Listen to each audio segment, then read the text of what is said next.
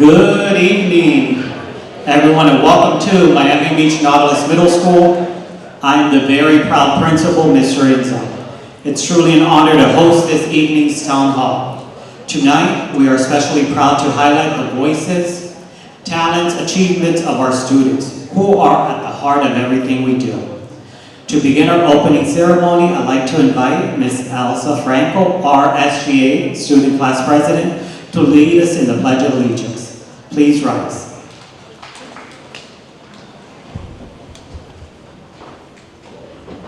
I pledge allegiance to the flag of the United States of America and to the republic for which it stands, one nation, under God, indivisible, with liberty and justice for all. Please remain standing for a moment of silence.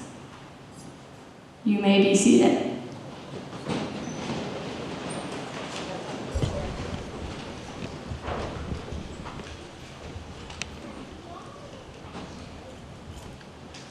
Thank you all again for being here tonight. We are proud to be part of a district that values community, collaboration, and student success. I would like to take a moment to acknowledge our district staff and school leaders in the audience. Please stand and be recognized. District 3 School Board Member, the Honorable Mr. Joseph Geller.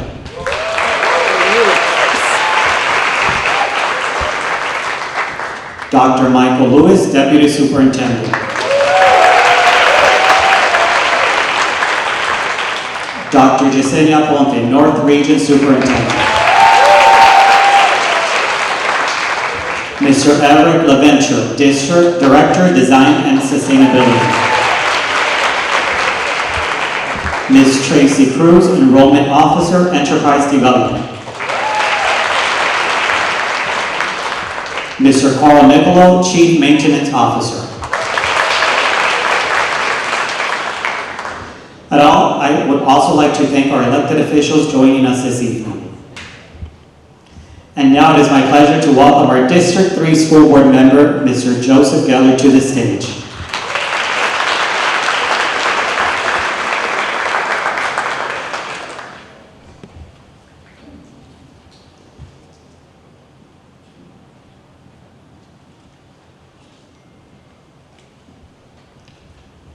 Thank you, Principal Enzo.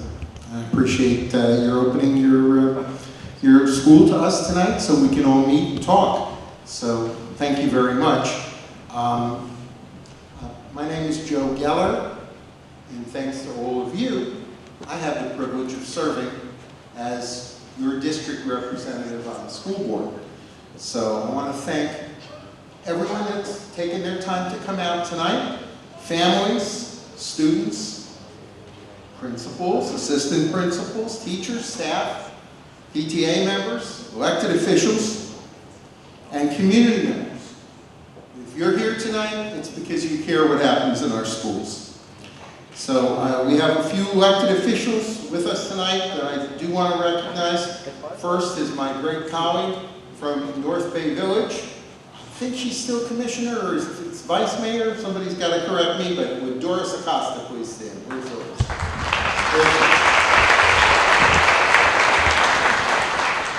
And also my predecessor in office, and maybe we can coax her a little later to say a couple words, Lucia Baez Geller.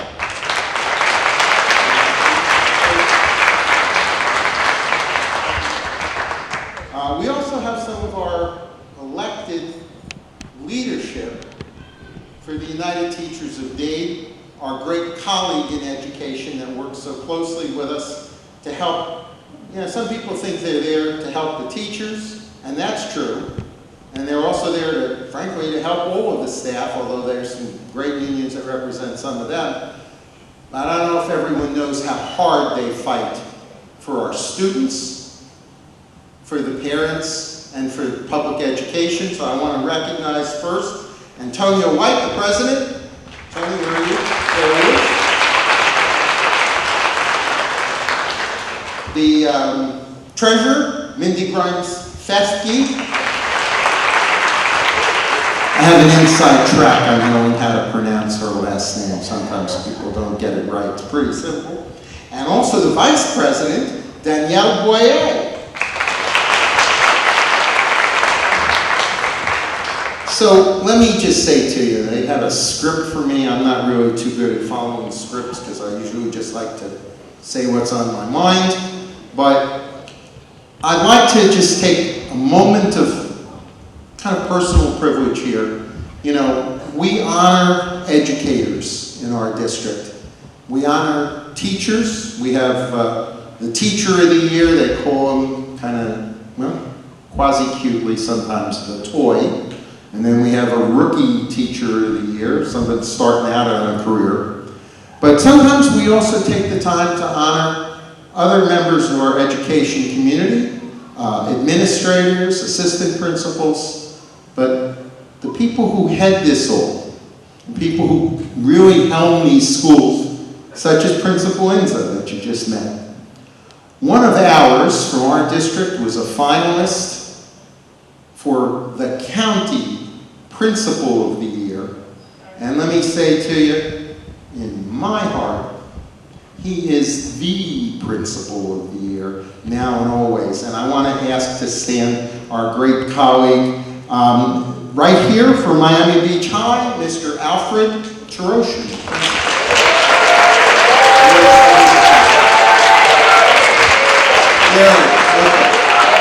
Thank you, Mr. Principal.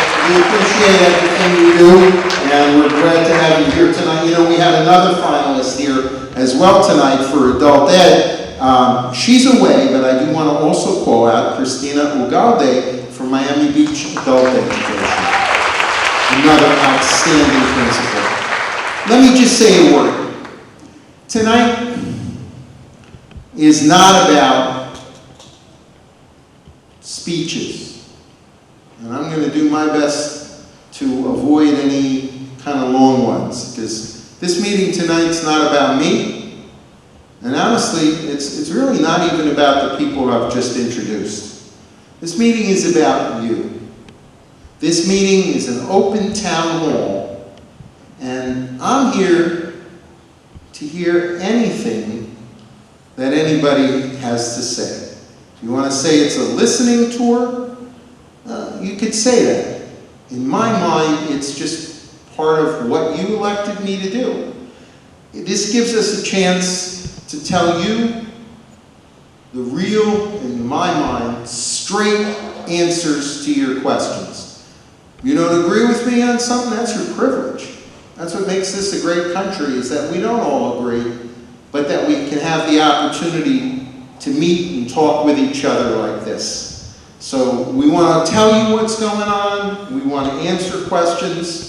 We have some of the leaders of our district, including our deputy superintendent and our region superintendent and others. You know, I mean, there may be some questions about facilities based on the things that I hear, but we've got the right people to answer those questions as well. I'd be shocked if we don't. Before we do that, we're going to celebrate some of our outstanding students in this district. And by the way, if you're here and you're a parent and you have a child that's being honored, congratulations to you, as well as congratulations to your child. We're glad you're here, but let me be clear. After that, we've got a lot more to tell you, but if you need to leave because you need to get home, make sure your child gets their homework done and gets to bed, you go ahead and do that, because that's number one. That's the most important thing. And if you need to get home, you know, please do. And if you've got the time to stay, we've got some more to tell you. I just want to say before we have one more performance. You know, I'm a big fan of that rock ensemble, but we're going to have in a moment, we're going to have the Miami Beach South Point Elementary Chorus. It's led by Mr. Siniscali, and they'll be performing Do the Good You Know. I just want to say one other thing to you before we call up the chorus. You know, we have some great people here tonight. My perennial volunteer to every board member, to every board committee, Bev Heller, I see sitting here. And I know we have outstanding PTA leadership as well as the union leadership. But I want to say one thing to you. We have great people in our district, and I think they do most of the time. I think they do really good work. But I want you to remember one thing. We have a lot of people here who work for this school district. I'm not one of them. I don't work for the district. I'm not an employee of the superintendent. I work for you. I work for parents. I work for teachers, for staff, and most especially, I'm here to work for students and not for the district. And if I see something, or you tell me something, if it needs to be talked about, if it needs to be looked into, if it needs to have somebody highlight it, I'm ready to do that. I'm here to work for you and not for the school district, as much as I admire the hardworking professionals who make that district run. So be clear on that, and if there's anything you want to tell me, either tonight or at any other time, you reach out, because we're here to listen, and it's about you and your families. So with that, I'd like to call up the Miami Beach South Point Elementary Chorus, Mr. Siniscali. Let's hear Do the Good You Know. That little school on South Beach. This is half my course. We're really proud to be here, and we like to do things in the community. I thank you, Dr. Geller, for your words, and let's hope that words turn into action. I know that it's written that whoever's given much responsibility, much is expected, and I think a lot of us are a little tired of expecting less out of people who have power to make change. And I would hope that everybody here does right by our students. Not just the teachers, not just the schools, but these kids who are the future. Thank you.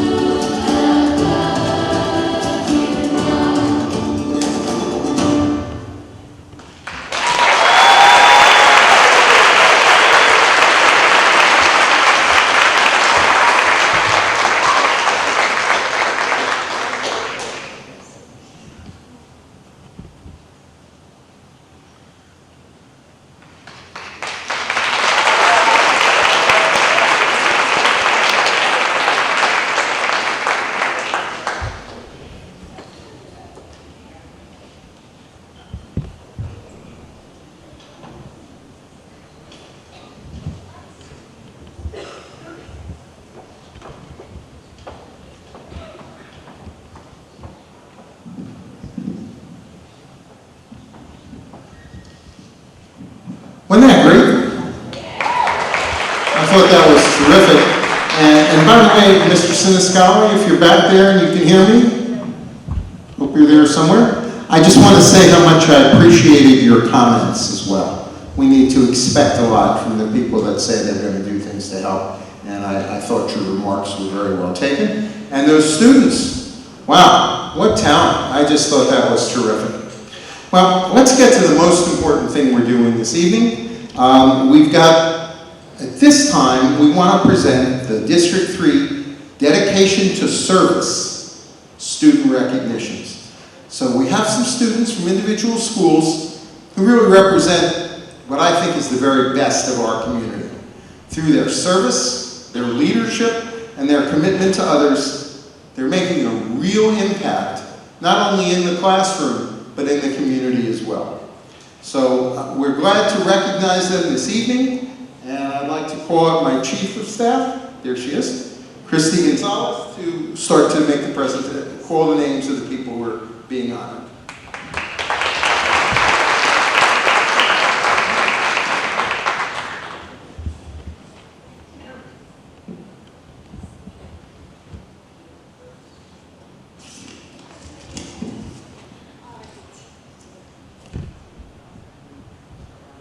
We'll begin in order of little to big. So we're going to start with our elementary schools.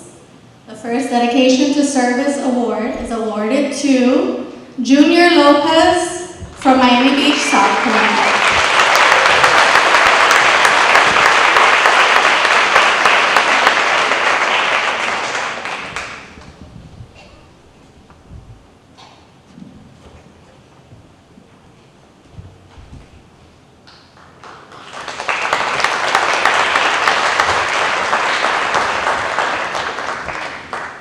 Congratulations. Bliss Barnett from North Beach Elementary.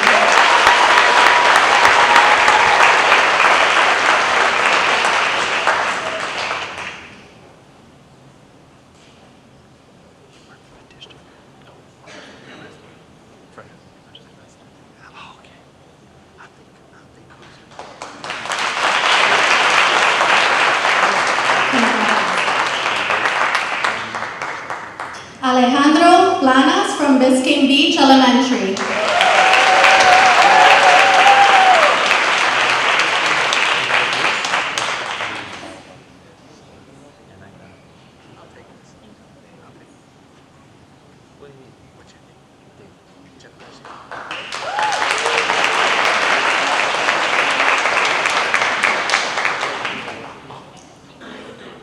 Zion Ringleson from Coconut Grove Elementary.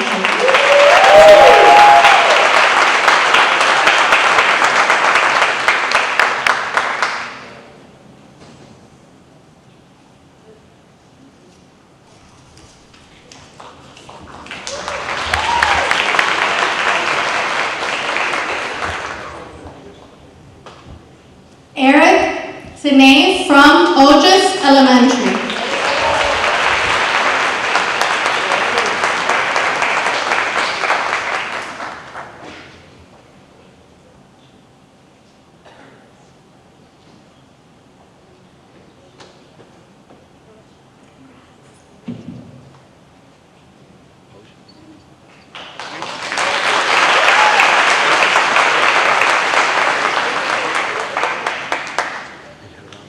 Dylan Berkowitz, Virginia Boone, Highland Oaks Elementary.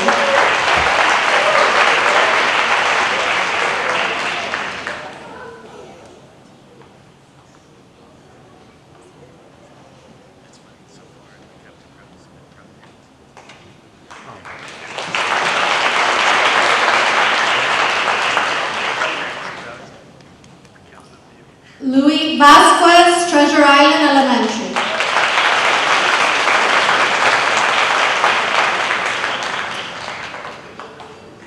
Genesis De Leon, District 3 volunteer.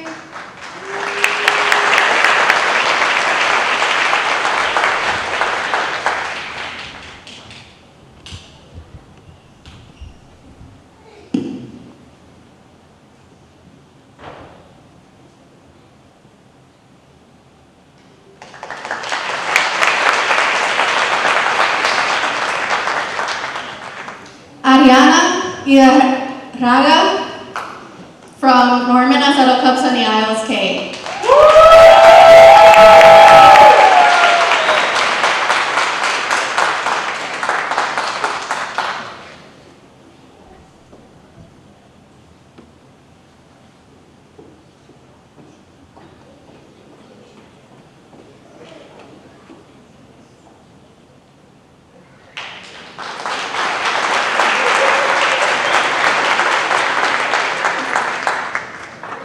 Kimora Alvin Francis S. Tucker K.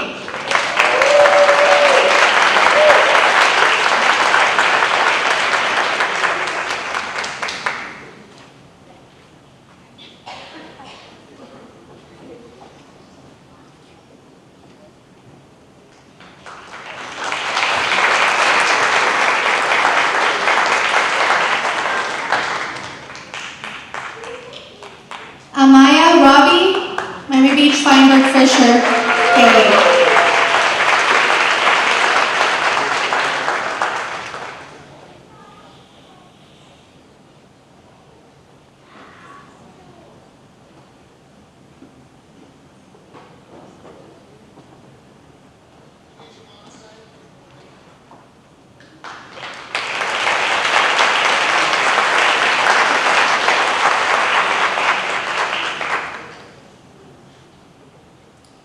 Soraya Fernandez David Lawrence Jr. K.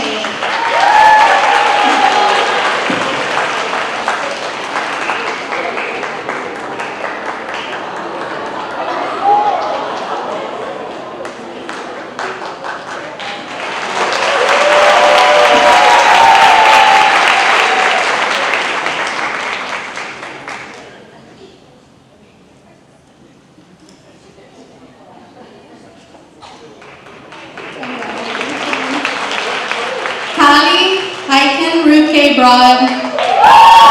Bay Harbor K.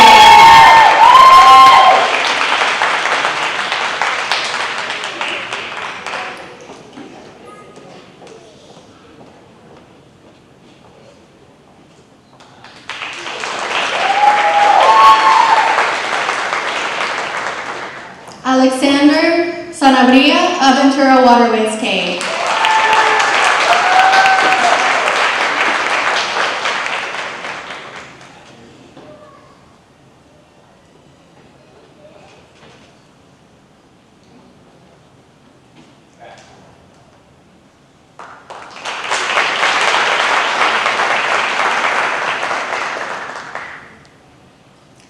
Helen Paez Torres Southside Preparatory Academy.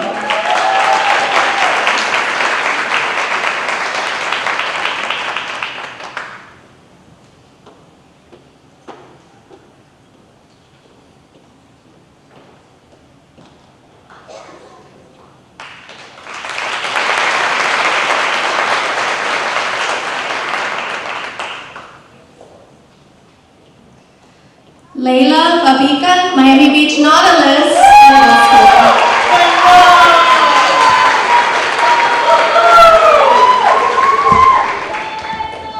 You're the hometown vote.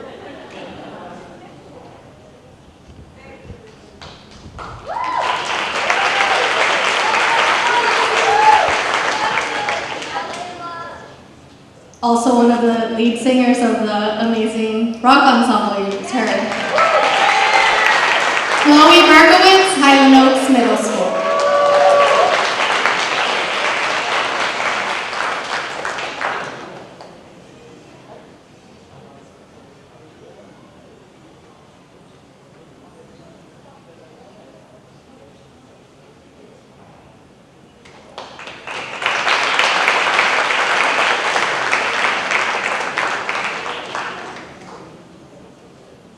Dominica Iliaso, iPrep Academy North.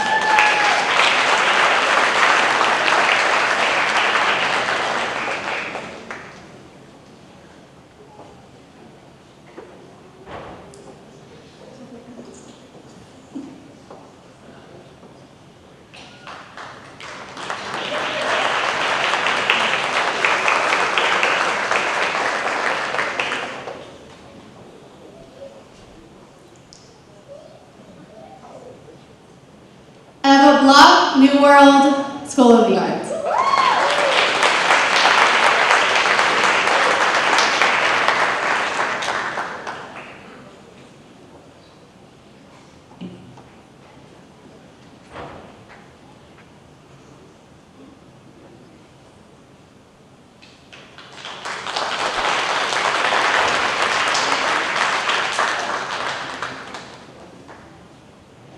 Luciana Risco, Michael Crop, Senior High.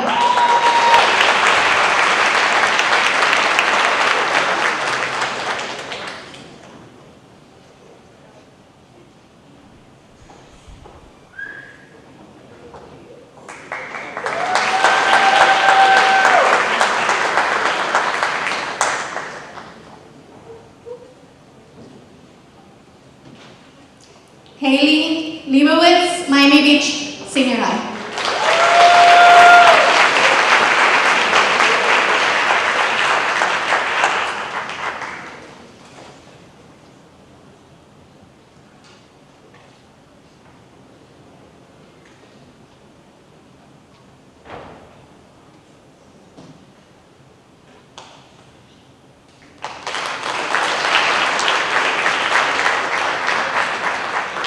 Abby Hoffman, School for Advanced Studies, Wolfson campus.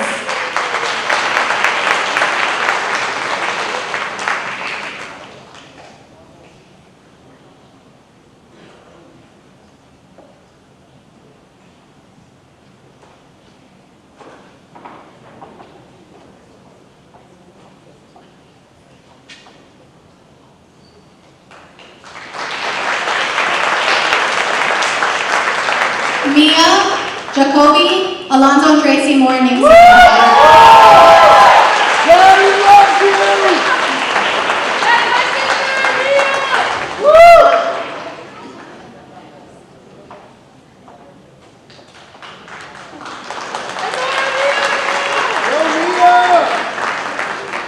Isabela Maria Garcia, Mass at FIU Biscayne.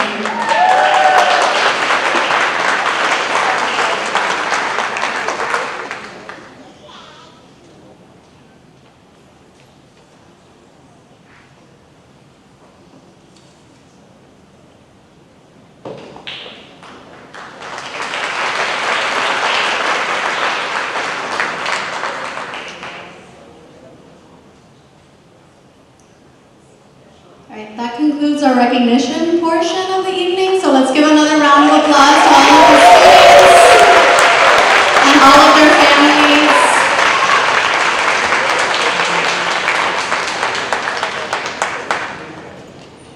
I really want to congratulate all of these students, every one a deserving winner.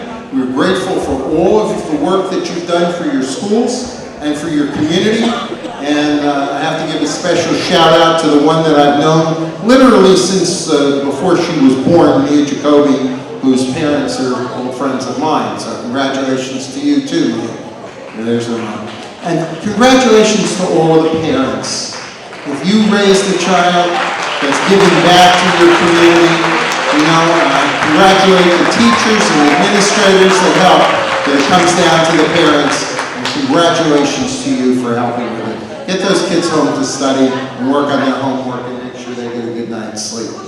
Now, that said, we have, let's see here, we have some leaders from our district that are here to help answer questions, okay? So I'm going to start by saying, let's invite them up one at a time. We have Mr. Carlo Nicolo, Chief Maintenance Officer, the guy I call when you call me and say it's Monday mid-morning and the air conditioning's not working. And Mr. Nicolo isn't a magician, but he sure pays attention and jumps on it, and we appreciate that. We have Mr. Ron Steiger, the CFO of, I'm sorry, our CFO is busy crunching numbers. And let me tell you, we need it this year. It's a hard year, but we wish him to continue working hard on that. We have the superintendent for our region, Dr. Yesenia Aponte. another dedicated servant that I've known since she was the principal at my daughter's school, Waterways K-8. We have Mr. Eric Laventura, the director of our Design and Sustainability Department. Thank you for being with us today, Mr. Laventura.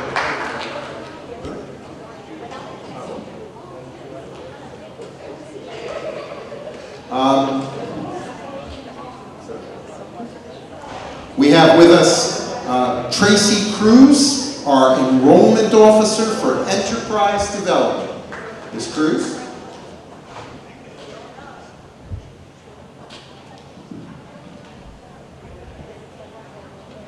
And sometimes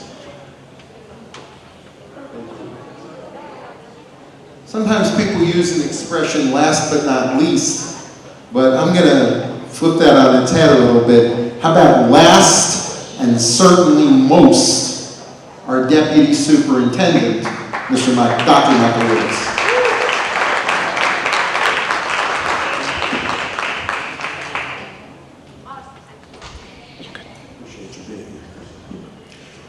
All right, this is an opportunity for those of us that are here tonight to hear directly from district leadership on some key topics, and we'll have a chance for a little more of an open forum later, but we get questions all the time from people, and I want to just call on you to, we're going to start with some questions that are ones we hear all the time. So I'm going to turn this back over to Advisor Mateo Lopez, who is the one busy handing stuff out to me.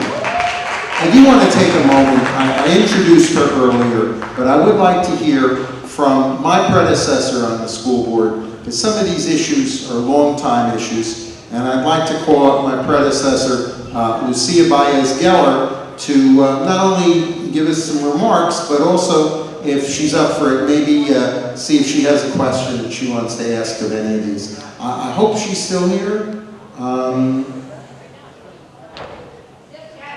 Great.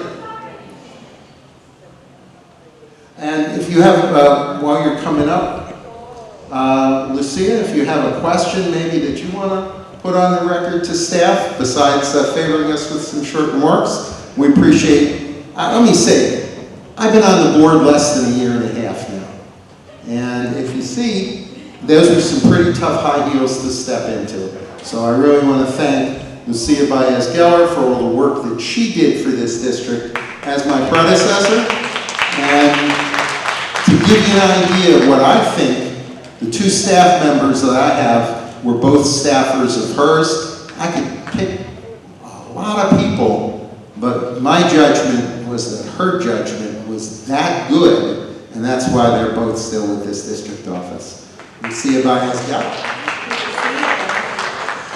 Thank you all. It's really a privilege to be here tonight and to thank you all for being here. We have an amazing group of people here that take care of our schools every day. As a former school board member, I can tell you with confidence that our public schools are in great hands with our school board member, with our staff, with our teachers, with our principals, our assistant principals, everybody that comes in here and puts in sweat every day. There's real dedication here. And with our school board member, we have someone that's ready to find solutions, someone that has experience. He's been protecting our public schools ever since he was a state rep. And for everything that he knows, we're grateful, and everything that he does. And our public schools, we know, in all of our districts, but especially here in Miami Beach, they're to be protected, they're to be make sure that we have all the resources, and they're worth every single bit of effort that we put into them, and we're grateful that our school board member is here advocating. Thank you for your leadership, for continuing a great legacy in District 3, and thank you for all the great memories, everybody, and I'm still here, and I hope to continue to work with you all in the future. Thank you, Lucia. And again, I really appreciate the work you did as this district representative. I have one more I want to call up before we start. And also someone, Lucia just praised she didn't have any particular questions. So I invite our next speaker to say a few words. And where's Tony White? Is Tony here still?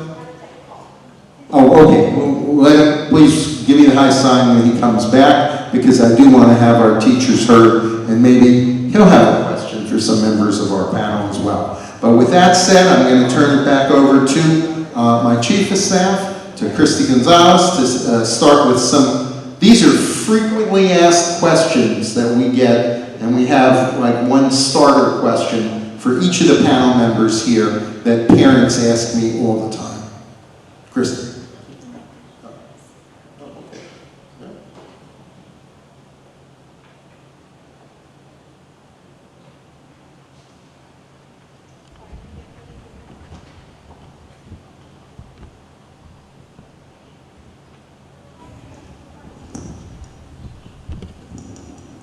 I got my cruise director headset in 1 second.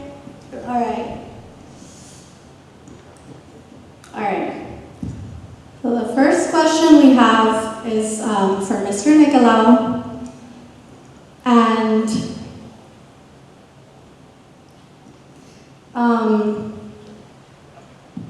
it's on? Okay, Mr. Nicolau, how is the district prioritizing long-term maintenance needs, especially HVAC systems? And what are the proactive steps that we're taking so that we can minimize emergency repairs? Well, thank you for that question. HVAC backlog is our number one, it's actually our number one backlog in our system. We have more work order requests for HVAC repair than any other trade category. So we take that very seriously. We try to be proactive by assessing our systems, by reaching out and communicating with the region superintendents, the principals, so that we get any deficiencies as soon as we can. We deploy a contract service provider that assists with our in-house workforce so that we can try to minimize downtime. But of course, it's a very challenging industry. Sometimes it's challenging to get parts. We have labor shortages right now, and so we face a variety of challenges. But I have an outstanding team of directors and an outstanding in-house mechanical workforce that's truly dedicated. And so every day we come to work and we try to be as proactive as we can in identifying, reacting, and addressing the problems. And then once again, communication is the key. There are times that we're not going to be able to make the repair right away. So it's important that we work directly with the region so that we can assist those teachers and support staff in making alternate plans if we know there's going to be a long lead as it relates to getting a part or some type of other problem. We try to communicate as quickly as we can and work with the regions and the school site administration to try to come up with solutions so that we can minimize the impact to the educational process. That's our number one priority. No matter what deficiency we're dealing with, HVAC just happens to be the largest one, but whether it's an electrical issue or plumbing issue, our goal is to minimize the impact to the educational process and help those teachers, school site administrators, continue to educate at a minimal impact. Thank you. Thank you, Mr. Nicolau. I do have one quick follow-up, if you would. I know some of these units, you're stretching and working and trying to keep them functioning, and sometimes it's difficult.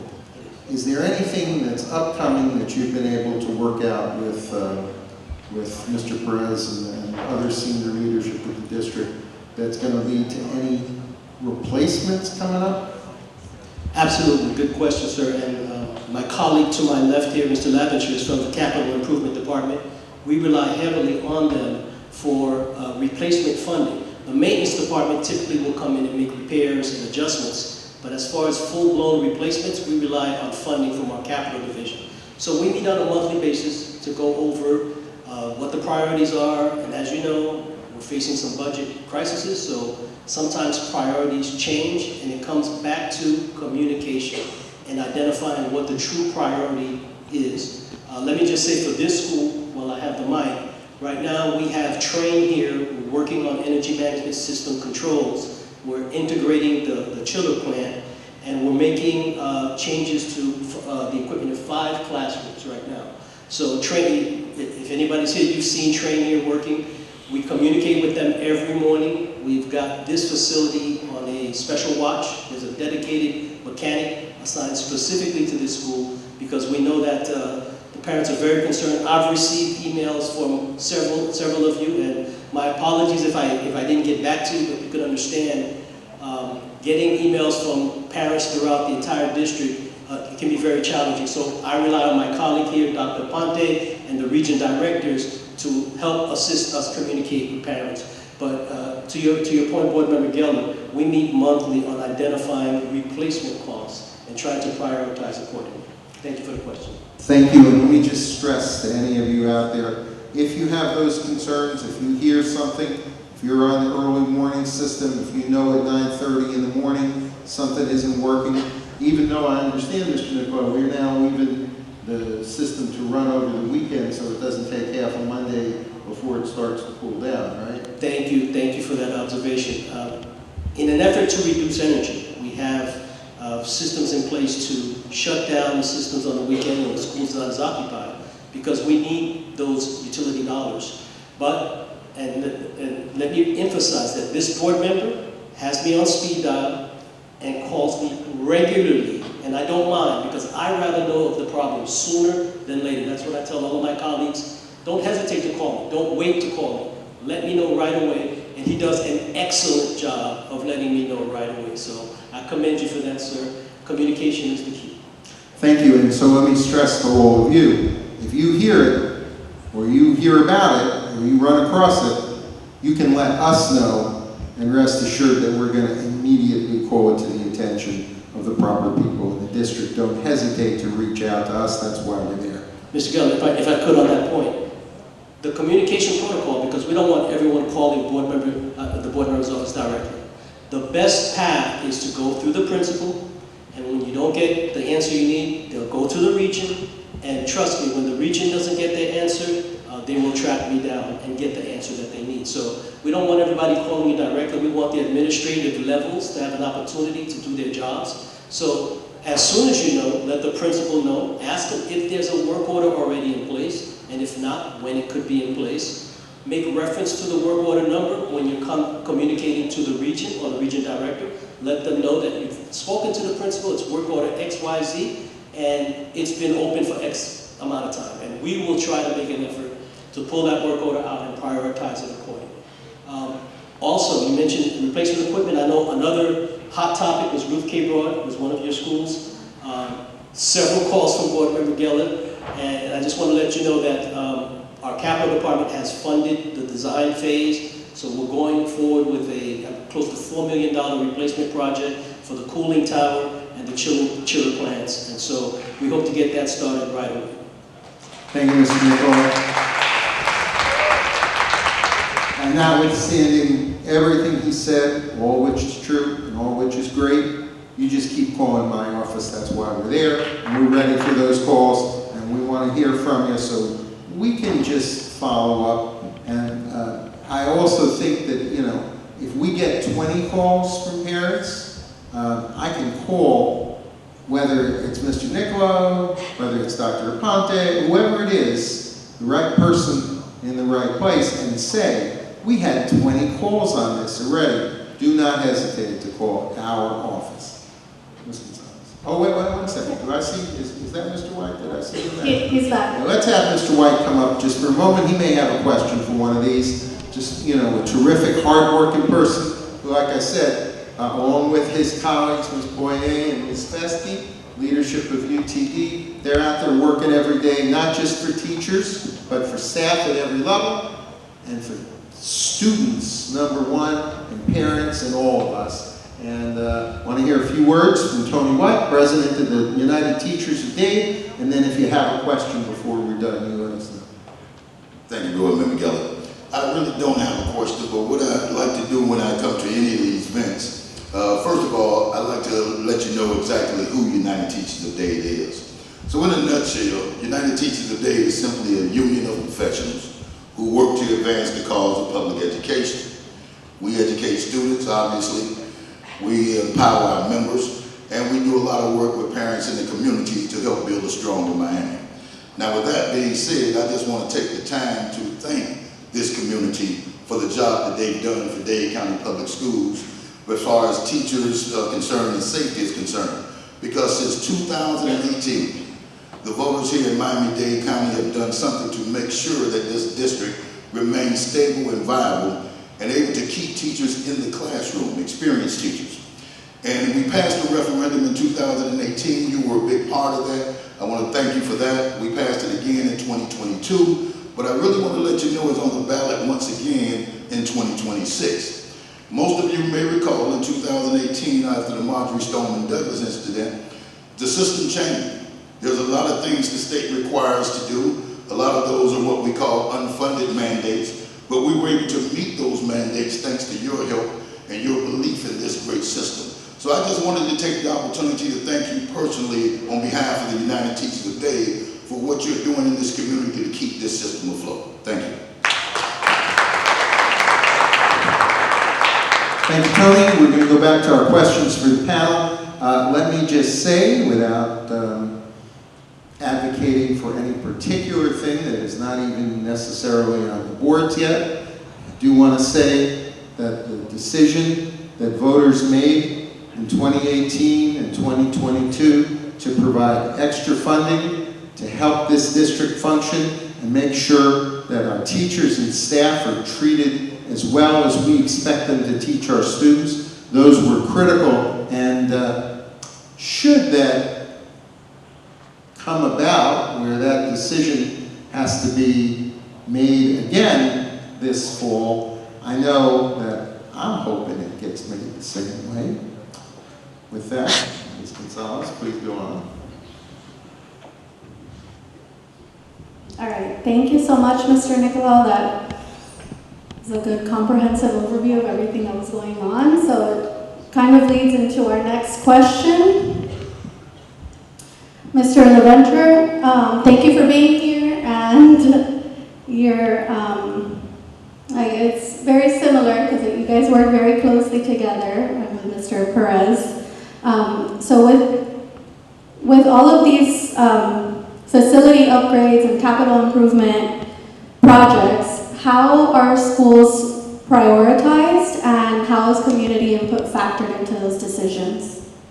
Thank you for the question. The district conducts a survey of all of our facilities. Every 5 years we cover 50% of all the schools in the district. That survey discovers all of the deficiencies that we can find. A team of professionals goes out and they look at every building from top to bottom. We look at the roof, windows, finishes, systems, and compile a list of deficiencies. And in our 5-year plan, where we cover 50% of every school in the district, so each school will be looked at every 10 years. But every 5 years, we look at 50% of all the schools. Once that list is compiled, our planning department will go back and verify that those deficiencies are still valid, that maintenance didn't come and fix some of them, which they do, as oftentimes it's an urgent need, such as the air conditioning. But when they're bigger than they can handle with their team, it becomes a capital project. We fund it, such as Carl just mentioned about air conditioning at Ruth K. Broad. So the feedback we get from the community comes through meetings such as this one, but mostly from the principal and the region who are in constant communication with the community. They will let us know that a drop-off is needed here because it's a nightmare in the morning, or pick up in the afternoon, or any particular issues that the parents have brought to the attention of the principal and school staff. So that is how we're able to address your needs, and we continue to work with you as often as we can. We're here to listen and improve that whole educational process along with you. Thank you for the question. Thank you, and let me ask my own follow-up for it, because I know that there are other people in this audience who think the way I think. Your department does an outstanding job, and I recognize that both you, Mr. Niccolo, working together with your departments, have this, what we would call back in the days when I studied some science, a rate limiting factor. You can do a lot of things, you can want to do a lot more things. Everyone in this audience knows that there's a rate limiting factor, and it's called money. And that you could want to do everything in the world, but if the money is not there to do it, and I do tell you, I've sat with our CFO, who's home crunching numbers desperately tonight.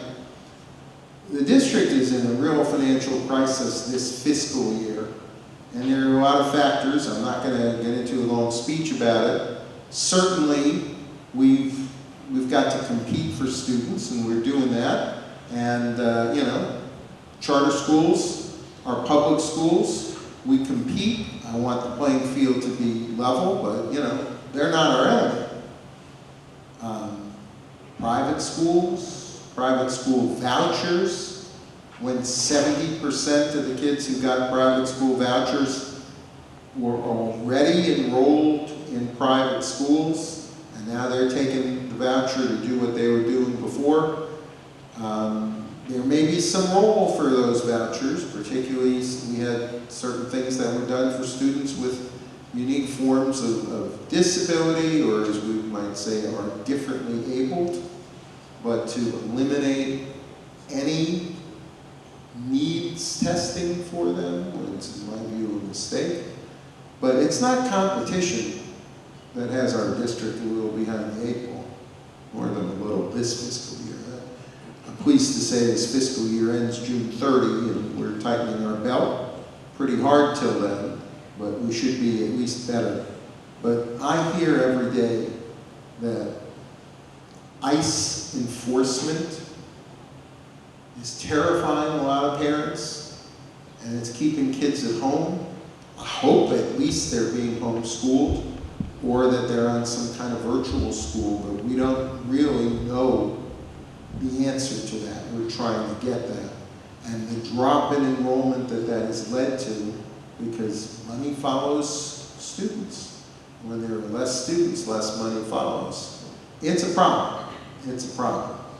So I want to be clear about that, but I do have to say in here in your report, not that you could do more with the dollars that are made available to you. I get that. It's not what you want, it's what you can. And I get that, and I don't want to sound otherwise. But it has to be said as a goal. If our funding is to bounce back next year, and hopefully even more so the year after, and we're up for this competition, and we're ready to fight for students and to give them reasons to participate. But I got to tell you, hearing that my school, if I was associated with one, only gets looked at once every 10 years, man, there's a lot that can happen in 10 years at a place. Now, we do 50% every 5 years. And listen, I don't know how, frankly, that how you're even able to budget that. But I want to put on the table, and I think a bunch of people here would like to put on the table, as a goal, as the money hopefully bounces back, as the things we're taking to be more competitive pay off, and maybe parents are not so afraid to let their kids out the front door.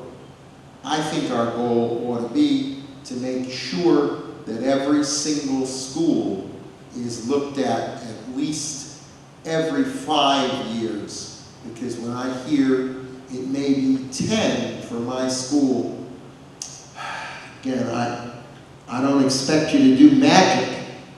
We have too much magical thinking out there these days anyway. And we've got to be hard-headed and realistic and save money where we can, but government's not a business. We're here to serve people.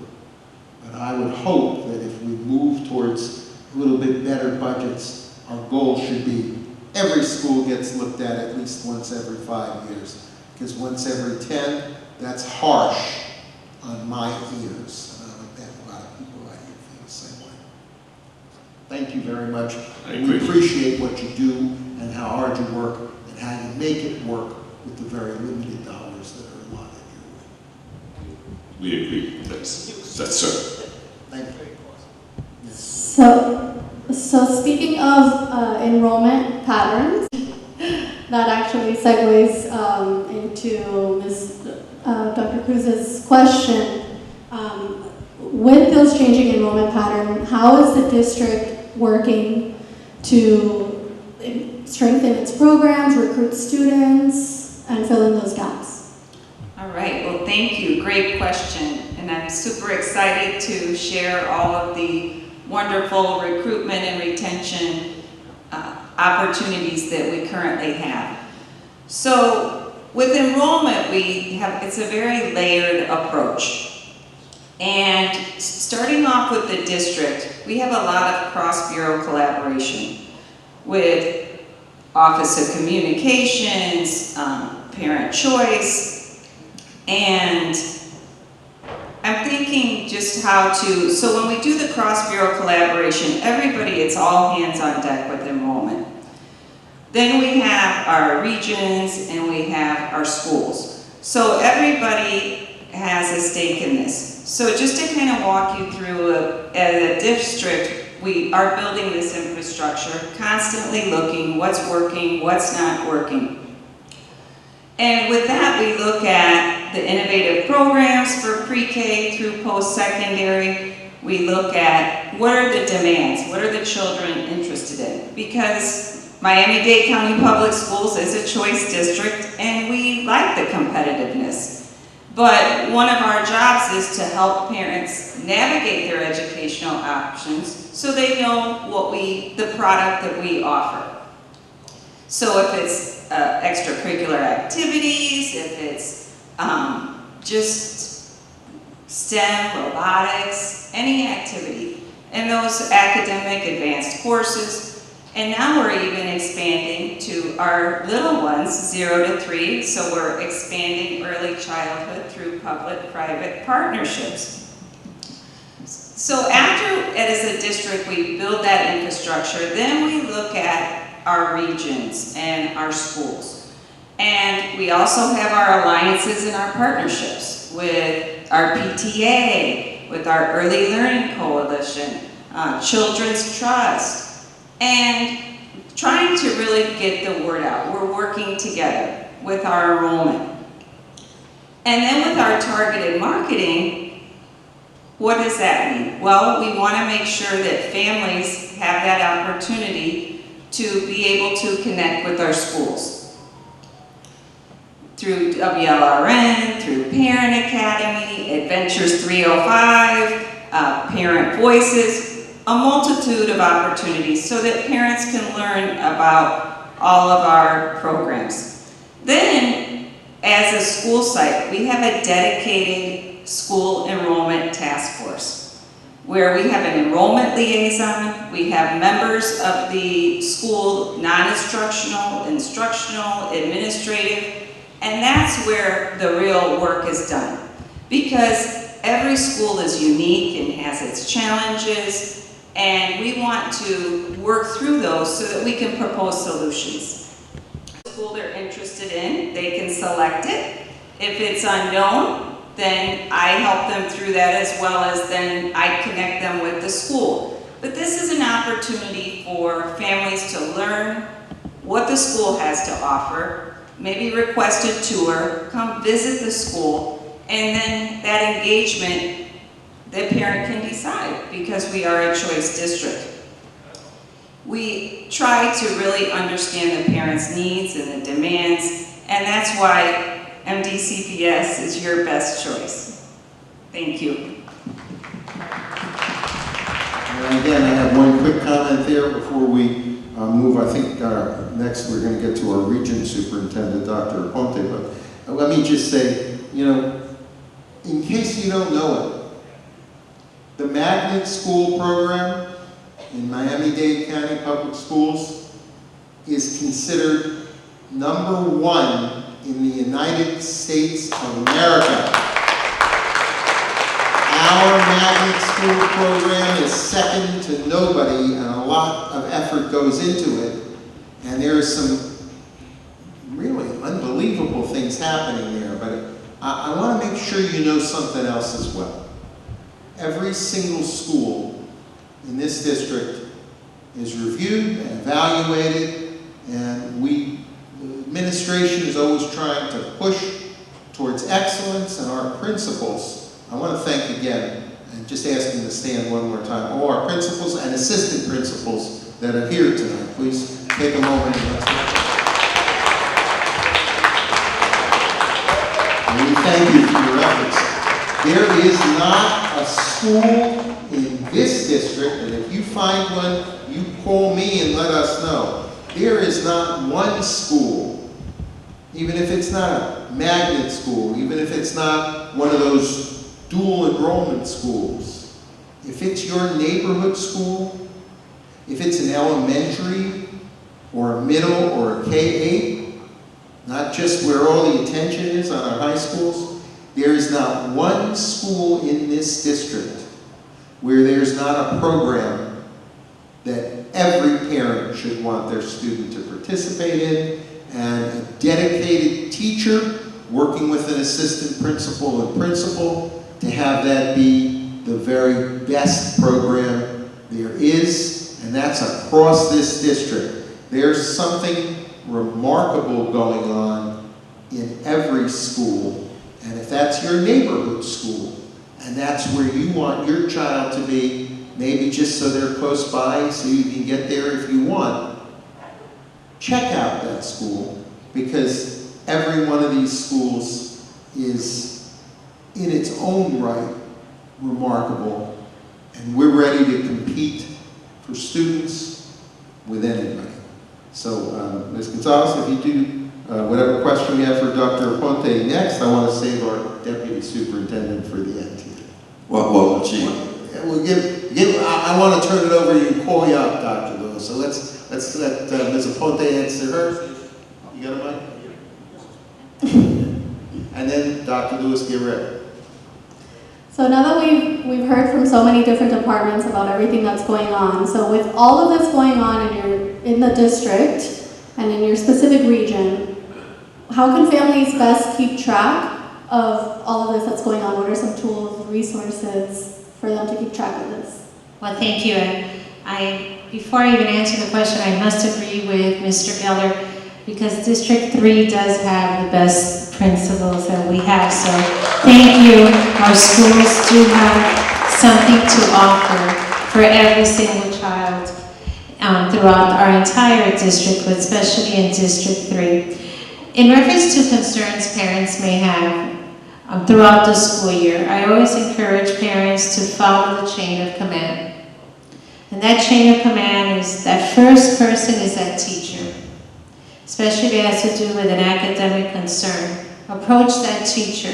If that teacher cannot answer to that question, then give an opportunity to our school site administrators, our assistant principals, and our principals. They'll do the best they can to address your concern, and I'm confident that they will be addressed. But for some reason, if our parents are dissatisfied with the response, that's when the North Region comes into play. And I have here Dr. Gilberto Ponce, who is our District 3, along with Ms. Otler. They work with our District 3 schools. But feel free to reach out to the region. The region is here to help resolve the problem. And if for some reason we cannot resolve it, then you go to that gentleman at the far end, which is my boss, our Deputy Superintendent, Dr. Lewis. So you go to the district. And if the district doesn't, then that's the superintendent. And if it doesn't end there, then you go to the gentleman on my right, Mr. Geller. And I know he wants to hear everything, and it's great, and I think we have a great line of communication. Mr. Geller could call me, his staff calls me, or they call Dr. Ponce, and we try to resolve the problem immediately or address the concern. Kind of any time of the day or night sometimes, I'm afraid. I apologize for that. He always apologizes. But you always respond. That's what we're here for. But I do encourage all of our parents to give an opportunity to the school site. Follow the chain of command. At times, That's all I need is a good line of communication. But if that doesn't work, then that's what we're here for. So thank you. Thank you. Let me just say, and I thank our regional superintendent, Dr. Ponte. I don't think it's a secret that I'm an admirer of the job that our superintendent, Jose Dotres, does. He is going to be retiring next year because he's in drop. And it's a great program, but it's also very strict. And he just has no choice. He's got to retire. But as I said, I think he does a great job and I'm a big fan. But he's not everywhere. He can't be everywhere all at once. So I want to call up here and can give up that comfortable chair. You know, as I said, this is not last but not least. This is called saving the best for last. You know, yes. I just want to share with you, he has a very unpleasant part of his job. I'm sure lots of it are deeply satisfying, but he has to be the one who enforces some discipline on students to make sure that everyone else in the school setting, their classmates, the teachers, the staff, are kept safe. Because this is a dangerous world we live in these days. And regularly, Dr. Lewis and I have, I guess the best word is, animated conversations. That's a good one, I thought, right, Dr. Lewis? Animated. About what happens to these kids. You know, when a kid is expelled because they have a weapon and we have zero tolerance, we don't just say, shut them out the front door, good luck to you. I found out that we have a whole network of alternative education sites available, and we encourage these students to go, and we make sure that they get not only an alternative academic setting that's maybe more to their liking, but they get wraparound services. They get mental health counseling and some family intervention and a look at their home sites. And it's really, I was very impressed by what we do. I would like us to do a little more research, to track a little better why the ones who don't come our way make that decision. Some of them are just going to private schools or being homeschooled. And, you know, as long as they're getting an education, that is a family choice. But I'd like to know a little more, but I have to tell you, every time we have that conversation, I am reminded again that this is not some bureaucrat that I'm talking to. This is a human being who, believe me, cares very deeply about what happens to these kids, and I know, because I speak to him about it, and there's just no question that he's pulling for these kids. He's doing what's necessary to keep everybody else safe, but he's making sure that these children are not discarded because it matters to him, because he fights for these kids. And I never cease to be impressed by that. So with that, I'd like to call up the Deputy Superintendent of Miami-Dade County Schools, Dr. Lewis.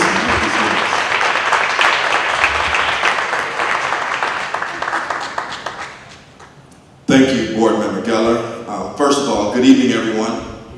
And let me just say thank you to our board member, Mr. Joseph Geller. I'm thanking him for creating this particular platform to allow parents such as yourselves to be able to come here this evening and engage us in conversation. And I also like to thank our principal, Mr. Enzer, for opening your doors and welcoming us and creating this atmosphere so therefore we can also engage parents in conversation. And so, before I answer the question that was asked, let me just fill in the gaps in reference to some of the things that was already said on stage. In reference to our maintenance department, let me just say that, through Mr. Nicolo and his whole entire team, they do an excellent job as far as supporting our schools, and I do thank you for that. And the one thing that we do have in place, and I want to make sure that those that are here do know, that we do have certain procedures that are actually in place to be able to address any kind of deficiency that we do have. But even beyond that, every now and then there are emergency situations that does come up. And as a result of that, we do have what's known as a DCERT, which is a District Critical Incident Report Response Team. And those individuals, once a DCERT goes out based on an emergency situation, it automatically gets prioritized. So I just want to kind of leave you with that. And then going back to Mr. Levenshore in reference to the comment about the 10 years and the 5 years, let me just say that our facilities, Board Member Geller, they get a more immediate survey. As of right now, we have what is known as the Educational Asset Development Team. And as a result of that, we meet bi-weekly. And what we do, we look at all of our assets here in Dade County Public Schools, starting off with our facilities. That is a priority. And even beyond that, let me also say now, as a result of the 2 factors that you left out when you talk about the enrollments and the challenges that exist, one of them has to do with the affordability. I think we can all agree that it's extremely expensive to live here in the South Florida area. And as a result of that, you have parents that are actually leaving or moving to the upper part of the state where it's more affordable. But also the other aspect that we forgot to mention is the low birth rate. Families are no longer having kids or as many kids as they've had in the past. And as a result of that, unfortunately, some of our communities are now starting to age out. And as a result of that, it impacts our enrollment here in Dade County Public Schools. I know you spoke about us no longer being the only game in town in reference to competition. Yes, that is very accurate. But at the same token, I'm still a firm believer that Dade County Public School offers the most and do the most when it comes down to our kids. But I also want to simply say to the people that are here today, when it comes down to student discipline, believe it or not, I thank Board Member Geller. I thank him for his advocacy. What it does, it forces me, it forces us to look at every child individually in reference to what's being recommended for board actions. Unfortunately, we do have what is known as a zero tolerance policy, and as a result of that, certain infraction, it is required that we report it. Anything that involves a weapon, it has to be reported. Now, what actions we take, we do have somewhat of a leeway. We look at the whole entire child, and if there is a pattern of certain behavior, then certain actions must take place. And so my interaction with Board Member Geller, I find it very enlightening because to me, it's great to see there are others that feel the same way that I feel. And I'm a firm believer in second chances because many of us, we won't be here today if it wasn't for second chances. And so, sir, the banter that we have, I view it as you really wanting me, or forcing us, I should say, to take a deeper dive and look at that individual child and look at the individual situation that occurs and hopefully makes the best decision for those kids. But the one thing that I truly feel good about is the mere fact that I know at times we make certain recommendations, but I want to make sure that everyone that's here truly understand that sometimes removing a kid from a particular setting and placing them in another setting, they're actually able to concentrate more. Because you see in many, and should I say in all of our alternative sites, what we do have was what you described, which is a wraparound service. We're able to focus in more on that individual child. And so believe it or not, I've had instances whereas a child was placed in an alternative setting and the parent has actually reached out to us because the child is being so successful within that setting that they want that child to remain. But at the end of the day, once again, my intent is never to crucify anyone's child, but unfortunately, the role that I play, we do have to make certain decisions, and if it's for the betterment of the community, the betterment of the school, and at times we do remove certain kids out of our schools and place them in an alternative setting, but it's not forever. It's not a lifetime sentence. Once he or she does the required amount of time, they are allowed to come back to the traditional setting and continue on that educational path. But do understand, when they are placed in that educational setting, teaching and learning doesn't stop. So just about everything that they get in the traditional setting, they do get it times 10. inside of our alternative settings. So thank you once again, Board Member Geller, for creating this platform. And thank you for those that thought it was right to stick around and just simply hear what we have to say. But more importantly, voice the concerns that you do have, because like Mr. Nicholas said, it's all about communication. You know, and that communication should go back and forth. You know, if there are things that we can improve upon, if we're not made aware of it, then we're walking around with blindness thinking that everything is, should I say, A-okay. And we know for a fact that there's no such thing as a perfect person or a perfect situation. But the intent is always well intended. Thank you very much, and it's truly an honor to be here.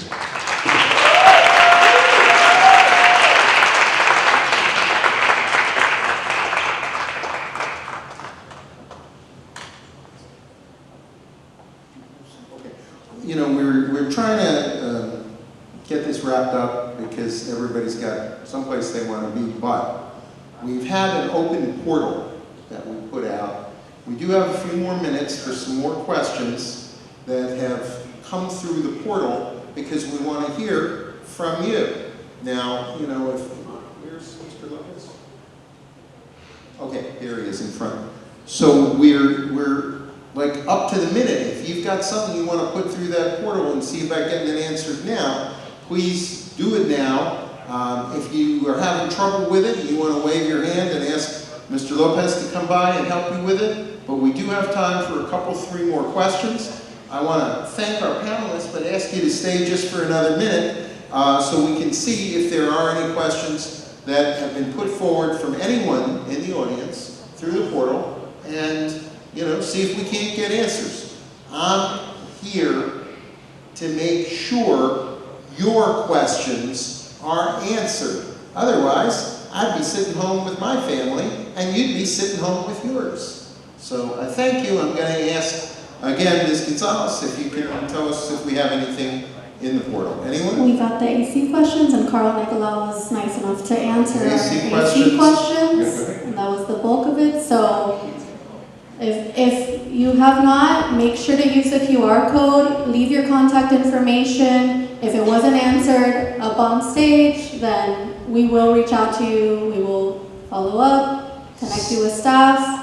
So as you leave here, use the QR code. Still time to put one through if that's what you're going to do, but let me just say this, until we get one, unless we get one, I do want to wrap this up so everybody can get home. Again, I want to thank every person who's here and every person who was here. Again, you took your kid home to do their homework. Well, I'm glad you were here. I'm glad you participated when you could, but after all, we're not here to interfere with that. We're making sure that, especially some of those young ones, boy, that first grader who got to eat work was really something. So we want to make sure all those kids get a good night's sleep. But I'm not going to be running out of here. So if you've got another question that you didn't want to mess with the portal, you know, just come up when you're done. But the important thing to me is this. This is the first of other town hall meetings we're going to hold. We're going to try and hold them at different locations in the district. This is pretty much midpoint for this district, but we go all the way down to Coconut Grove and Brickell, and all the way up to Aventura and Sunny Isles Beach. So, you know, we'll try to rotate some of these. The most important thing is for everyone who's here, whether you're part of our dedicated staff, and again, I want to particularly shout out our principals and assistant principals, but if you work for this district, you're working hard, and nobody's getting rich working for the school district, I'll tell you that. So, again, I want to thank our outstanding panel here, and I just want to say to you a last time, sorry to be redundant, but service due is not made known properly to the public, to the parents, to the teachers, to the business leaders, to everyone in our community. So I'm committed to doing my best to get the truth to you, so we have transparency to deal with any problem. We never tell somebody your problem is too small for us to bother with. That's why I'm here. We want your calls, we want your input, we appreciate your attendance, and with that said, as I said, I'm going to hang around, but if you have any other thoughts or questions, I want to hear from you personally. Thank you. I want to thank again my legislative director, Mr. Mateo Lopez, and my chief of staff, Ms. Christy Gonzalez del Valle, and thank you all for being here tonight.